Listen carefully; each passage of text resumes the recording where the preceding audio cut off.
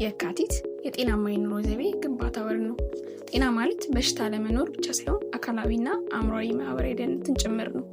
ዛሬ የምናደርጋቸው ትናንሽ ምርጫዎች የነገውን ጤናችን ይወስናሉ። በቀን ቢያንስ ለ30 ደቂቃ ያህል ንቁ እንቅስቃሴ ያድርጉ። በፍጥነት መራመድ፣ መሮጥ ወይም ብስክሌት መንዳት የልብን ስራ ያቀላጥፋል። የሰውነቱን የመታጠፍ ብቃት ፍሌክሲቢሊቲ ለመጨመር ደግሞ ስትሬቺንግ ወይም መለጠጥን አይዘንጉ። ደረጃዎችን መጠቀምና በእግር መጓዝን ዘውትር ልማዱ ያድርጉ። በቫይታሚንና በሚነራል የበለጸጉ አትክልቶችን፣ ፍራፍሬዎችን አዘውትረው ይመገቡ። ቅባትና ስኳር የበዛባቸው ምግቦች ይቀንሱ።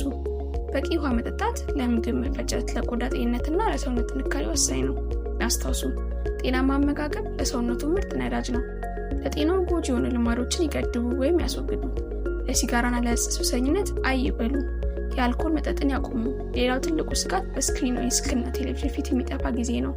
ይህንን ጊዜ በመገደብ ለቤተሰቡና ለእንቅልፎ ቅድሚያ ይስጡ። አእምሮ ሲታደስ ሰውነቱ ይበረታል። በቂ እንቅልፍ ከ7 እስከ 8 ሰዓት ያገኙ። ጭንቀትን ለመቀነስ በጥልቀት መተንፈስን ይለማመዱ። እንዲሁም ከሚወዳቸው ሰዎች ጋር ያሳልፉ። የአእምሮ ሰላም ለጤናማ ህይወት መሰረት ነው። ምንም ምልክት ባይታዩበትም እንኳን መደበኛ ምርመራ ማድረግን አይዘንጉ። የደም ግፊቱን፣ የስኳር መጠኑን፣ የሰውነት ክብደቱን ወይም BMI በየጊዜው ይለኩ። በሽታን አስቀድሞ ማወቅ ህይወትን ያድናል። ኬሪንግ የውስጥ ደዌ ስፔሻሊቲና የጥርስ ክሊኒክ ሁልጊዜም ለጤናው ጥበቃ ከጎኑ ነው። ዛሬውን ጤናማ ጉዞን ይጀምሩ።